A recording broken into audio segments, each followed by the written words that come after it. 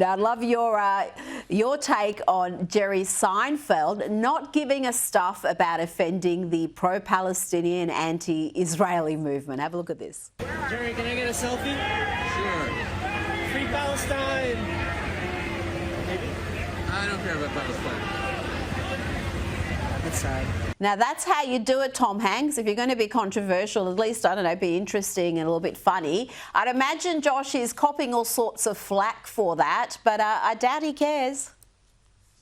He doesn't care. And kudos to Jerry Seinfeld for taking a righteous and correct stand on this particular issue. I mean, he was trending this direction for years. Jerry Seinfeld, many years ago, I first remember him speaking out against woke cancel culture on American college campuses.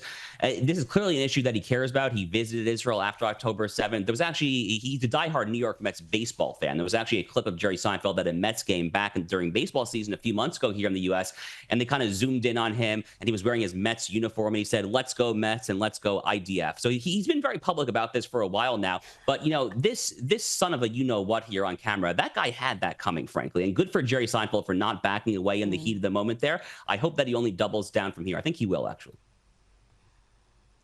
I don't know if you're aware, but he did a tour of Australia last year, and there were these hecklers in the crowd, always these pro-Palestinian plants who halfway through the show would start shouting "Free Palestine" and "River to the Sea" or whatever else they were shouting. And he handled it again beautifully. He just mocked them. He went at them. He did not back away. He didn't try to appease. He didn't try to ignore them. He made them part of the show. And I thought it was really quite effective. He did that in multiple cities in Australia. Before you go, we've seen polling showing how popular Donald Trump's key policies are. We've been discussing that earlier this week. But it's not just the policies that are popular. Despite the overwhelming negative publicity the president receives, his own popularity is on the rise. This latest poll shows 55% approve of him now. That's a decent approval rating, 43% disapprove. Josh, that's a net gain of 12% for the president. It's actually even more than that if you go back to his first term. Donald Trump spent the majority of his first term with an underwater approval rating. By the way, so did Barack Obama. So it's not like Donald Trump had anything unique. Joe Biden definitely had an underwater approval rating there. So, I mean, frankly, Americans have been so fed up with the government for so long that to have any president, frankly, with an above water approval rating there, you probably have to go back to the very early days of the Barack Obama administration before he went totally off the rails, if I had to guess. But it's been a hot minute, so to speak, there.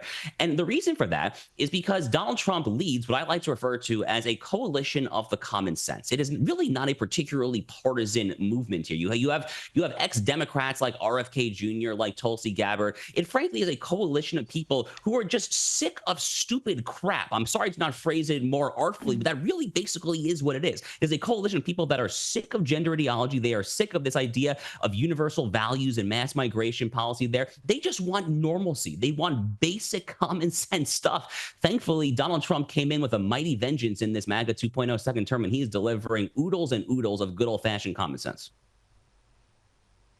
Josh Hammer, thank you so much for your time tonight.